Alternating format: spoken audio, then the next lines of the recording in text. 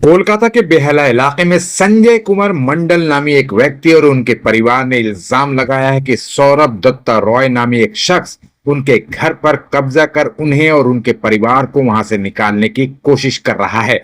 मामला 131 number ward के 388/1/B Upen Banerjee road का है। संजय और उनकी पत्नी रीना मंडल का कहना है कि हम लोग यहाँ 2007 से किराएदार के तौर पर रह रहे थे।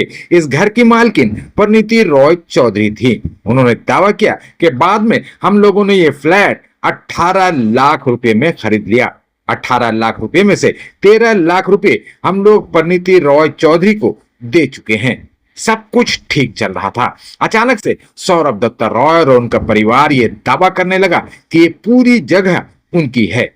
मामला जब बढ़ा तब हम लोगों ने मकान मालकिन से कांटेक्ट किया, लेकिन वो कोई हल निकालने के बजाय गायब हो गई हैं। उसके बाद से उन पर अत्याचार किया जाने लगा। उन्हें और उनकी 3 बेटियों को धमकी दी जाने लगी। पद्मश्री थाना में शिकायत दर्ज कराए जाने के बावजूद पुलिस ने कोई कार्रवाई नहीं की। उल्टे इस दौरान संजय मंडल पर चोरी और छेड़खानी का केस कर उन्हें 2 दिन के लिए अंदर करा दिया गया। कल सुबह उनके घर का ताला तोड़कर जबरन अंदर घुसने की कोशिश भी की गई, जिसका वीडियो भी मौजूद है। इसके बावजूद पुलिस कोई कार्रवाई नहीं कर रही है। इस स्थिति के चलते संजय मंडल की पत्नी रीना मंडल और उनकी 3 बेटियां डर के साए में जिंदगी गुजार रही हैं। डर के मारे वो लोग घर से बाहर तक नहीं निकलती हैं। इस पूरे मामले में सबसे हैरत अंगेज रोल 131 नंबर वार्ड की काउंसिलर रत्ना चटर्जी का है, जो एक तरफा तरीके से सौरभ दत्ता रॉय को क्लीन चिट दे रही हैं और संजय मंडल के कागजात को फर्जी बता रही हैं। उनसे जब हमने फोन पर संपर्क किया तो उन्होंने सीधे फैसला सुनाते हुए कहा कि संजय मंडल के तमाम कागजात फर्जी हैं, उसका इस जगह से कोई लेना देना नहीं है। उन्होंने ये दावा भी किया कि सौरभ दत्ता रॉय का दावा बिल्कुल सही है।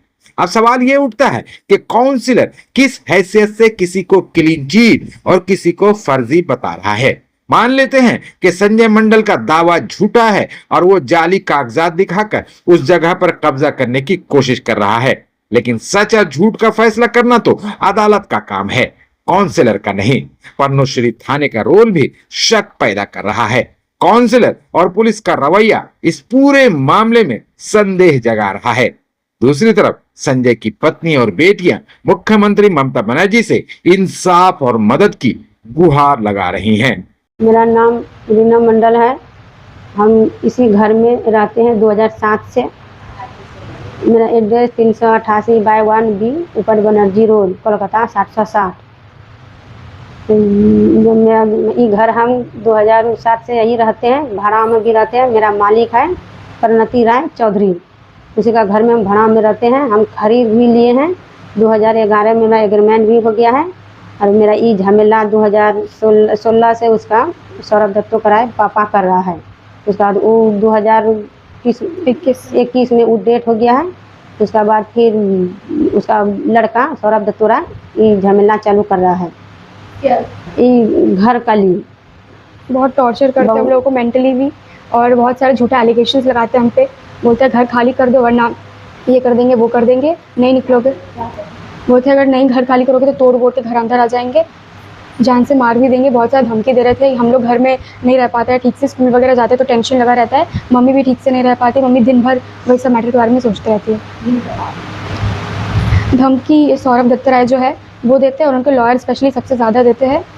कुछ दिन पहले घर में हम लोग गाँव गए हुए थे, गाँव से आए तो देख रहे हैं घर को तोड़ के घुस किया गया है। ये सारा बहुत सारा घर में काम किया गया, इलेक्ट्रिसिटी काट दिया गया। फिर उसके बाद सब कुछ घर का हालत तोड़ फोड़ करना शुरू कर दिया। फिर हम लोग जब आए देखे तो अपने घर में हम लोग घुसे और फिर हम लोगों को फिर धमकी देना शुरू कर दिया था कि घर से अगर नहीं निकलोगे ताला तोड़ देंगे। झूठा झूठा एलिगेशंस लगा रहे थे हम लोगों पे, बोल रहे थे अगर तुम लोग नहीं निकलोगे तो तुम लोगों को कुछ कर देंगे, बहुत कुछ। और फिर उसके बाद हम लोग को और भी बोले कि कुछ टाइम में ही टाइम है तुम लोगों के पास, अगर घर खाली करते हो तो ठीक है वरना बहुत सारा लीगल एक्शंस ले लिया जाएगा तुम लोग के अगेंस्ट में। जो कि वो लोग अभी एक साथ बात करते हैं पता नहीं। और हाँ, ऊपर में अभी भी बहुत लोग रहते हैं, मतलब जो ऊपर में रहते थे वही लोग रहते हैं, ज़्यादा लोग नहीं है। उनका नाम है रामा दत्ता रॉय और सौरभ दत्ता रॉय, जो कि उनके बेटे हैं। कभी कभी आते हैं, हमेशा नहीं आते। और अभी जो ये झमेला चल रहा है वो उसी के लिए आया है, हम लोगों को झूठा झूठा एलिगेशन वगैरह लगाने के लिए, टॉर्चर करते हैं हम लोग को मेंटली, बहुत कुछ बोलते रहते हैं हम लोगों के ऊपर। बस पेपर्स है, एग्रीमेंट है जो साइन किया हुआ है, ये सारे पेपर्स है, सारा पेपर्स है। 2017 से जो चल रहा था वो सब कुछ है इसमें, ये सब कुछ है। जो लोग दावा कर रहे हैं कि ये घर उनका है, तो उन लोगों ने अभी तक कोई पेपर आप लोगों को दिखाया? नहीं, वो बोले हम लोग आपको क्यों दिखाएंगे, कोई राइट नहीं हमारा, हम लोग क्यों दिखाएंगे आपको, क्योंकि हम लोग नहीं चाहते आपको दिखाना, आप लोगों को देखना है तो और नहीं दिखा सकते। कितने सालों से आप लोग यहाँ रह रहे हैं? हम लोग 2007 से यहाँ पे रह रहे हैं। इसका कोई प्रूफ है आप लोगों के पास? हाँ, हाँ, साइन किया हुआ सारा पेपर है, रेंट कंट्रोल में भरा हम लोग देते हैं, भाड़ा भी देते हैं, ये रहा। बिल है और इलेक्ट्रिसिटी का बिल जो है, जो हर महीना पे करते हैं हम लोग, ये है, और भी है, हर महीने पे करते हैं हम तो लोग। आप लोगों ने इसको यहाँ दिखाओ, के थाना पुलिस से कांटेक्ट किया?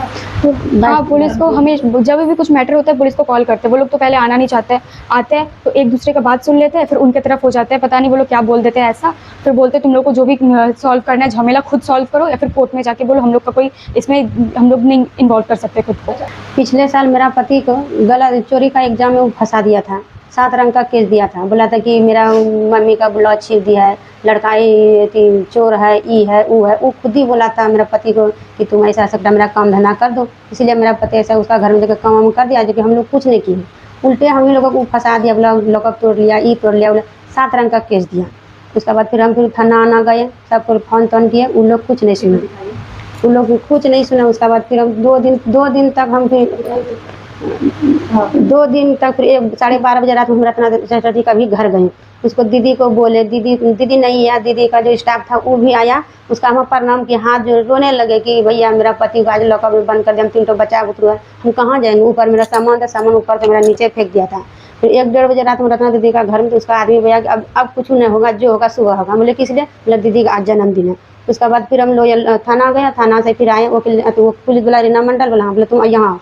फिर हम थाना गए, हमको पता नहीं, हम तो पढ़े लिखे नहीं है, कम पढ़े, अंग्रेजी तो नहीं जानते, वो हमको थाना में पनोसरी में हमको साइन कराया। हम बोले कि सर आप किस लिए साइन करो, उसने बोला कि तुम खाली साइन करो, हमको तो उतना अंग्रेजी आता नहीं है, इसलिए हम खाली उसको साइन कर दिया, बस चल आए घर चला आया, सुबह 2 बजे घर आए हैं थाना से। उसके बाद वो सवेरे गया, फिर उसको पुलिस बोला अब जो होगा जाके कोर्ट में होगा। उसके बाद फिर 12 साढ़े 12 बजे हम जहाँ हम लोग को हाई कोर्ट कहाँ पड़ता है हमको तो उतना मालूम नहीं है, हाई कोर्ट गए। उसके बाद वहाँ से गए आए, फिर छोड़ा उड़ा के दग धूप के कान बाज आज करके 3 बच्चा को 2 दिन का खाना हमारा 3 बच्चा खा रहा था। बैसाख में 2 दिन का खाना बनाई थी, 2 दिन से मेरा बच्चा खा रहा था, सूखा रुखा। आस पास में सबको बोले, कोई मेरा मदद नहीं किया।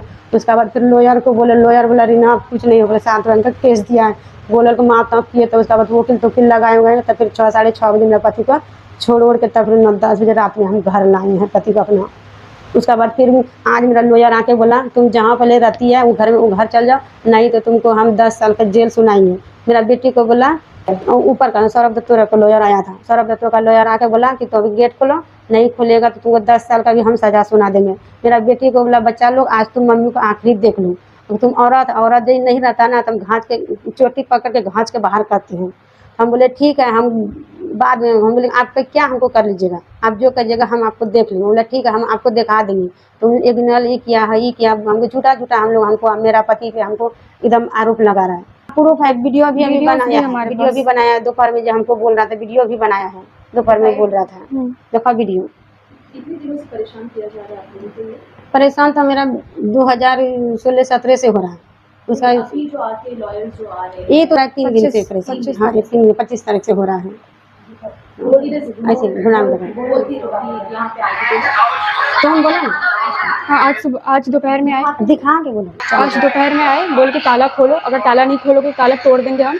और ईटा से तोड़ने की, सौरभ दत्तर है उसका लॉयर है, देखिए तोड़ रहा है, ईटा से तोड़ने की कोशिश की जा रही है। हाँ, सफेद गंजी वाला ताला से तोड़ने की कोशिश की जा रही है। जब हम लोगों ने बोला कि नहीं देंगे, नहीं खोलेंगे, तो खुद तोड़ रहा है। लॉयर ये जो ब्लैक वाला पहना है वो है, और व्हाइट वाला सौरभ दत्तर है। ताला तोड़ने की कोशिश की, जब हम लोग बोले आज 2 बजे दोपहर, 2 बजे हाँ आज भी हुआ ये। निकाल दो यहाँ से। दीदी से बात किए हैं कि तुम लोग घर खाली कर दो, रत्ना दीदी से बात किए हैं कि तुम लोग घर खाली कर दो।